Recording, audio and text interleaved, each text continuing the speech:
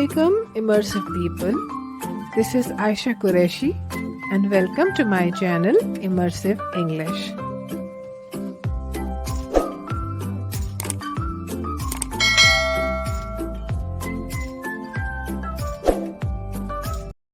Hope you're doing well. Today, as usual, we'll learn something very important. But before I announce a topic, let's have a look at these statements. There are two statements in front of you. First one is, let's hunt father.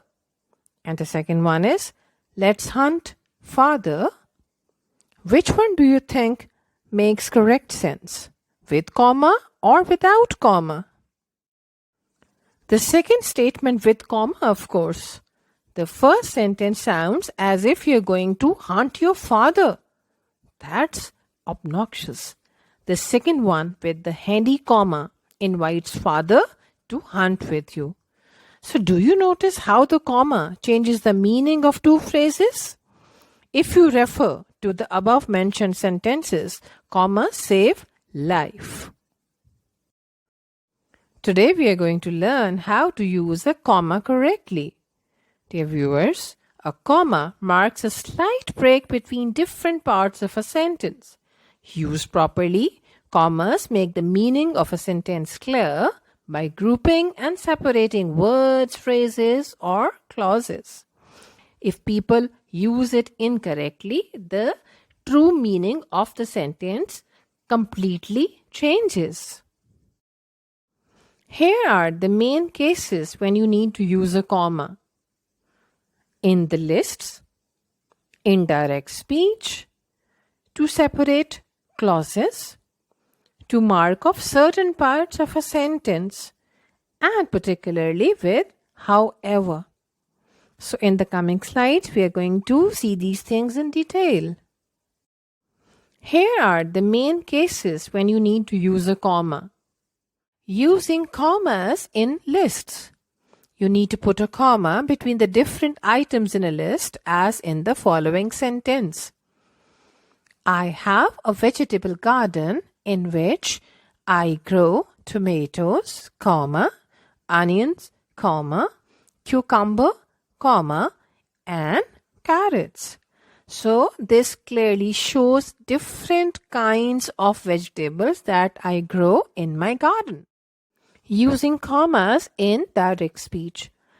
Have a look at this example. Sam replied, I am willing to go. So there is a comma between the reporting verb and the reporting speech. Sam replied is a reporting verb. I'm willing to go is a reporting speech. And that comma is separating both of these elements of the sentence. Commas are used to separate clauses in a complex sentence. Have a look at this example. I met her in London where I lived as a small child. I met her in London is a main clause. Where I lived as a small child is a subordinate clause. And the comma is separating both of the clauses. Commas are used to separate a part of a sentence that is an optional aside and not part of the main statement. Have a look at this example. Sara's father, Mr. Ali, is a famous surgeon. So the use of commas tell us clearly that Sara's father, whose name is Mr. Ali, is a famous surgeon. So here the commas are really important.